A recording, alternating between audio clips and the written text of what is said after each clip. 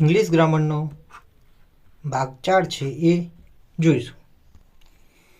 31 number છે he is ખાલી જગ્યા ઓનેસ્ટ ઓફિસર. ઓપ્શન એ છે એ, બી છે એન, સી છે ધ એન્ડ ડી છે નો આર્ટિકલ. તો સાચો જવાબ શું આવશે? એન આવશે. શું આવશે? એન. તો he is an honest officer. હવે ગુજરાતી સમજ જોઈએ તો અંગ્રેજીમાં એ અને એનનો ઉપયોગ ઉચ્ચાર પ્રમાણે થાય છે. શાના પ્રમાણે? ઉચ્ચાર પ્રમાણે થાય છે, સ્પેલિંગ પ્રમાણે નહીં. સ્પેલિંગ પ્રમાણે થતો નથી, પણ શું એ અને એનનો ઉપયોગ તો ઉચ્ચાર પ્રમાણે થાય છે. હવે ઓનેસ્ટ શબ્દ એચથી લખાય છે. શાનાથી લખાય છે? એચથી લખાય છે, પરંતુ બોલતી વખતે એચનો અવાજ એટલે કે ઉચ્ચાર થતો નથી.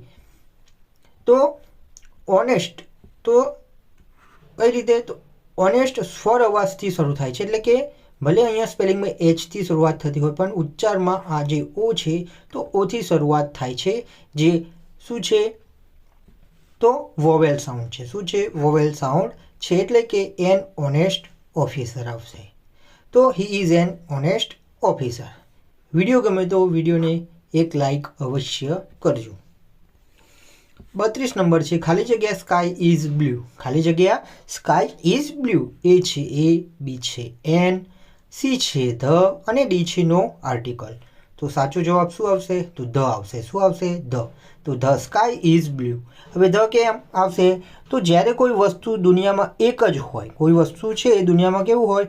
એક જ હોય. જેમ કે સન સૂર્ય છે, મૂન એટલે ચંદ્ર છે, સ્કાય એટલે આકાશ છે, અર્થ એટલે કે પૃથ્વી છે, તો ધ આવે. એક જ હોય. કેવું હોય? એક જ હોય, એના જેવું બીજું કોઈ હોય નહીં. ત્યારે શું આવશે? તો ધ આર્ટિકલનો ઉપયોગ થશે. મિત્રો, ચેનલ સબસ્ક્રાઈબ કરી ન હોય તો સબસ્ક્રાઈબ કરી લેજો. બેલ આઇકન છે દબાવી દેજો, જેથી કરીને નવા વિડીયોની નોટિફિકેશન તમને મળી રહે. વધુ વિડીયો માટે ઇંગ્લિશ ગ્રામર જે એમસીક્યુ પ્રેક્ટિસ પ્લેલિસ્ટ છે તો પ્લેલિસ્ટમાં જઈને તમે ત્યાંથી પણ વિડીયો જોઈ શકો છો. 33 નંબર છે સી ગેવ મી ખાલી જગ્યા એડવાઇસ. સી ગેવ મી ખાલી જગ્યા એડવાઇસ. એ છે એ, બી છે એન, સી છે ધ અને ડી છે નો આર્ટિકલ. તો અહીં જવાબ શું આવશે? તો ડી આવશે. કોઈ આર્ટિકલ નહીં, નો આર્ટિકલ. હવે કેમ તે જાણીએ. તો એડવાઇઝ એક અનકાઉન્ટેબલ નાઉન છે. એડવાઇઝ જે છે તો શું છે? અનકાઉન્ટેબલ નાઉન, એટલે કે ગણતરી ન કરી શકાય એવું નામ છે. એટલે કે એ એડવાઇસ પણ નહીં આવે, એન એડવાઇસ પણ નહીં આવે. જ્યારે જનરલ રીતે સલાહની વાત કરીએ, જનરલ રીતે સલાહ એડવાઇસની વાત કરીએ ત્યારે આર્ટિકલ ન લગાડીએ. જનરલ રીતે સલાહની વાત હોય ત્યારે આર્ટિકલ નહીં આવે. એટલે કે સી ગેવ મી એડવાઇસ. શું આવશે? She gave me advice. એડવાઇસની આગળ કોઈ આર્ટિકલ આવશે નહીં. રૂલ એટલે કે નિયમ જોઈએ તો અનકાઉન્ટેબલ નાઉન જેમાં એડવાઇસ છે, ઇન્ફોર્મેશન છે, ફર્નિચર, પછી મિલ્ક, વોટર, શુગર વગેરે સાથે સામાન્ય રીતે એ કે એન નથી આવતું. એ કે એન આવતું નથી. જો સ્પેસિફિક સલાહ હોય, કેવું હોય? સ્પેસિફિક. જનરલ હોય ત્યારે નહીં આવે. જ્યારે સ્પેસિફિક સલાહ હોય તો, જેમ કે C gave me the advice you needed. તો સ્પેસિફિક હોય ત્યારે શું આવશે? ધ આર્ટિકલનો ઉપયોગ થશે. જનરલમાં નહીં આવે. જ્યારે શું સ્પેસિફિક હશે ત્યારે ધ આર્ટિકલ વપરાશે. 34 નંબર જોઈશું. હી બોટ ખાલી જગ્યા પેર ઓફ શૂઝ. હી બોટ ખાલી જગ્યા પેર ઓફ શૂઝ. એ છે એ, બી છે એન, સી છે ધ અને ડી છે નો આર્ટિકલ. તો સાચો જવાબ આવશે એ. શું આવશે? A. He bought a pair of shoes. He bought a pair of shoes. Gujarati સમજ મેળવીએ તો અહીં પેર એક ગણતરી કરી શકાય એવો સિંગ્યુલર નાઉન છે. પેર છે તો એ શું છે? ગણતરી કરી શકાય એવો સિંગ્યુલર નાઉન છે, એક વચન નામ છે અને પહેલી વખત ઉલ્લેખ થયો છે. પહેલી વખત ઉલ્લેખ થયો છે એટલે કે આપણે એ વાપરીએ છીએ. એટલે શું વાપરશું? તો એ વાપરશું. જેમ કે a pair of shoes. A pair of shoes. An કેમ નહીં? કારણ કે પેરનો ઉચ્ચાર કોન્સોનન્ટ સાઉન્ડ પીથી શરૂ થાય છે. કોન્સોનન્ટ સાઉન્ડ એટલે કે કેવો? વ્યંજન જે ઉચ્ચાર છે, વ્યંજન ધ્વનિ છે, પી થી શરૂઆત થાય છે, જેના કારણે શું આવશે? એ આવશે. તો રૂલ શું થશે? તો સિંગ્યુલર કાઉન્ટેબલ નાઉન પહેલી વાર આવે તો એ અને એન સાઉન્ડ પ્રમાણે પસંદ કરીએ. સાઉન્ડ પ્રમાણે એટલે કે એનો ઉચ્ચાર છે તો એવું ઉચ્ચાર પ્રમાણે એ કે એન આર્ટિકલ વપરાશે. મિત્રો, ચેનલ પર નવા હોય તો અવશ્ય સબસ્ક્રાઈબ કરી લેજો, બેલ આઇકન દબાવી દેજો જેથી નવા વિડીયોની નોટિફિકેશન તમને મળી રહે.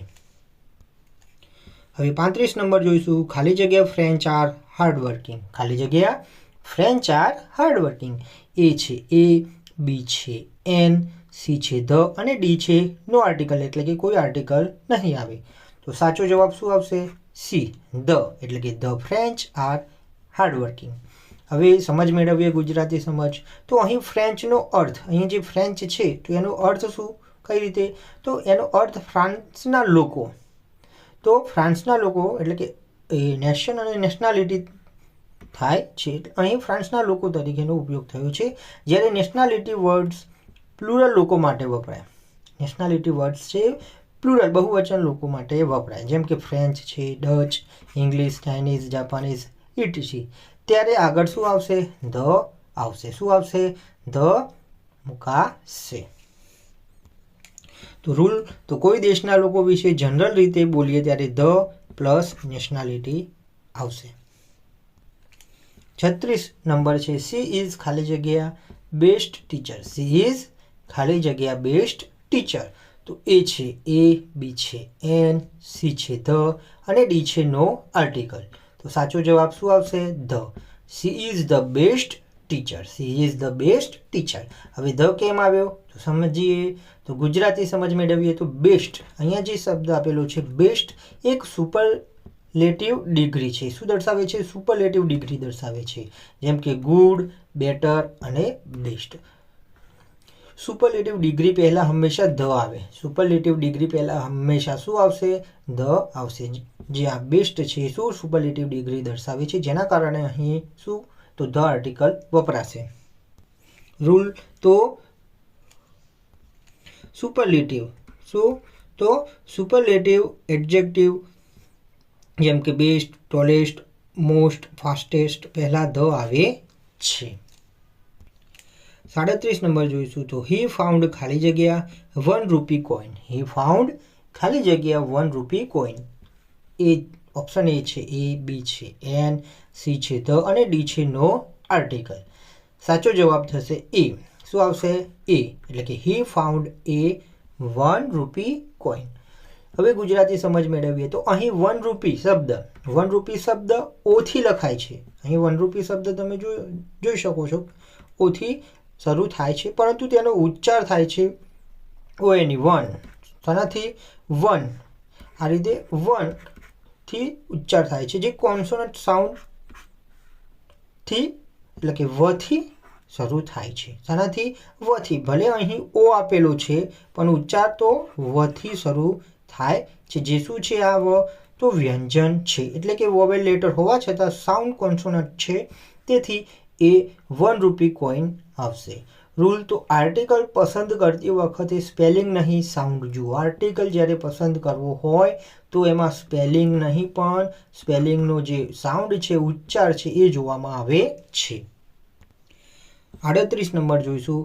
આઈ ડ્રિંક ખાલી જગ્યા મિલ્ક ડેઇલી. એ છે એ, બી છે એન, સી છે ધ અને ડી છે નો આર્ટિકલ. તો સાચો જવાબ આવશે નો આર્ટિકલ. સો કોઈ આર્ટિકલ લાગશે નહીં, એટલે કે આઈ ડ્રિંક મિલ્ક ડેઇલી. ગુજરાતી સમજ, તો મિલ્ક એક અનકાઉન્ટેબલ નાઉન છે. મિલ્ક શું છે? અનકાઉન્ટેબલ નાઉન છે, ગણી ન શકાય એવું નામ છે.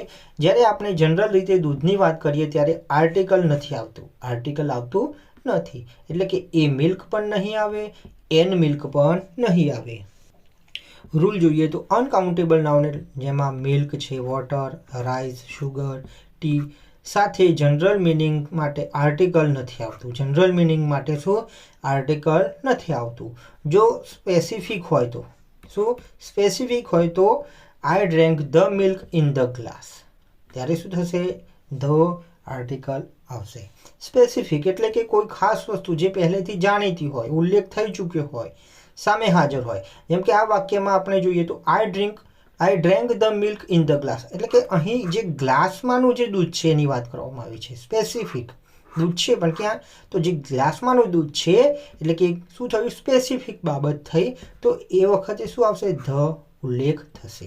તો કોઈ ખાસ વસ્તુ જે પહેલેથી જાણીતી હોય, ઉલ્લેખ થઈ ચૂક્યો હોય, સામે હાજર હોય, ઉદાહરણ તરીકે મિલ્ક. તો જનરલ તરીકે જોઈએ તો આઈ ડ્રિંક મિલ્ક ડેઇલી, આઈ ડ્રિંક મિલ્ક ડેઇલી, દરરોજ દૂધ પીવું છું, સામાન્ય વાત થઈ. સ્પેસિફિક વાત કરીએ તો I drank the milk in the glass, એટલે કે જે ગ્લાસ છે એ ગ્લાસમાંનું જે દૂધ છે એ. તો રૂલ છે તો uncountable noun plus specific meaning હોય ત્યારે શું, ધ વપરાશે. શું સ્પેસિફિક મિનિંગ હશે ત્યારે ધનો ઉપયોગ થશે. આપણે વધુ ઉદાહરણો જોઈએ જેથી તમને સમજ વધુ મેળવી શકો. તો C drank the water you gave હર. હવે અહીંયા જે વોટર છે એની આગળ ધ આવ્યો છે. કેમ આવ્યો છે, તો અહીં જે પાણી આપવામાં આવેલું છે એ ચોક્કસ પાણીની વાત કરવામાં આવી છે જેના કારણે ધ આવશે. I lost the money my father gave મી. તો આઈ લોસ્ટ ધ મની, તો જે પિતાજી દ્વારા આપવામાં આવેલ પૈસો છે એની વાત છે, એટલે ચોક્કસ બાબત છે એટલે ધ આવશે. એ જ રીતે ક્લોઝ ધ ડોર, પછી છે he ate the rice that was left. તો અહીં આ શું, ધનો ઉપયોગ થશે, એટલે કે અહીં ચોક્કસ બાબત હોય ત્યારે ધ વપરાશે. 39 નંબર જોઈશું. તો સી ઇઝ ખાલી જગ્યા એમ એ સ્ટુડન્ટ. સી ઇઝ ખાલી જગ્યા એમ એ સ્ટુડન્ટ. તો એ છે એ, બી છે એન, સી છે ધ અને ડી છે નો આર્ટિકલ. તો સાચો જવાબ આવશે એન. શું આવશે, an. She is an M A student. Gujarati સમજ મેળવીએ તો એમ એને આપણે બોલીએ છીએ એમ. શું બોલીએ છીએ, એમ એ. શું, એમ એ બોલીએ છીએ. જ્યારે અહીં જોઈએ તો એ બોલવામાં જે ઉચ્ચાર થાય છે તો એથી શરૂઆત થાય છે. એ શું છે, તો એક વોવેલ સાઉન્ડ છે. શું છે મિત્રો, તો વોવેલ સાઉન્ડ છે. ભલે અહીં એમ છે એ કેવો હશે, વ્યંજન લેટર લાગશે, પણ ઉચ્ચારમાં તો શું, એમ એ જે કેવું, તો વોવેલ સાઉન્ડ સ્વર ઉચ્ચાર થાય છે જેના કારણે એન આર્ટિકલ વપરાશે. રૂલ જોઈએ તો એબ્રેવિએશન ઇનિશિયલ્સ સાથે આર્ટિકલ પસંદ કરતી વખતે સાઉન્ડ જુઓ. શું, સાઉન્ડ જુઓ, સ્પેલિંગ નહીં. એબ્રેવિએશન એટલે કે સંક્ષિપ્ત રૂપ, ટૂંકાક્ષરી આપેલી હોય, અર્થાત લાંબો શબ્દ કે નામ ટૂંકું કરીને લખવું, એનો અર્થ શું થશે, એબ્રિવિએશન. અને ઇનિશિયલ્સ એટલે કે શરૂઆતના અક્ષરો, પ્રારંભિક અક્ષરો. કોઈ લાંબુ નામ કે શબ્દ તેના દરેક શબ્દના પહેલા અક્ષર લઈને બનાવેલું ટૂંકું સ્વરૂપ એટલે કે ઇનિશિયલ્સ. 40 નંબર જોઈશું. ખાલી જગ્યા Gita is a holy book. તો એ છે એ, બી છે એન, સી છે ધ અને ડી છે નો આર્ટિકલ. તો સાચો જવાબ શું આવશે, ધ. તો the Gita is a holy book. સમજ મેળવીએ તો ગીતા અહીં કોઈ સામાન્ય પુસ્તક નથી પરંતુ એક પ્રસિદ્ધ અને ખાસ ધાર્મિક ગ્રંથ છે. પ્રખ્યાત ગ્રંથો, શાસ્ત્રો માટે શું, તો ધ વપરાય છે. શું વપરાય છે, ધ વપરાય છે. તો રૂલની વાત કરીએ તો પ્રસિદ્ધ ગ્રંથો, હોલી બુક્સ, યુનિક બુક્સ માટે શું, ધ વપરાશે. મિત્રો વિડીયો ગમે તો લાઈક કરજો, મિત્ર વર્તુળમાં શેર કરજો. ચેનલ પર નવા હોય તો સબસ્ક્રાઈબ કરી બેલ આઇકન દબાવી દેજો જેથી નવા વિડીયોની નોટિફિકેશન તમને મળી રહે.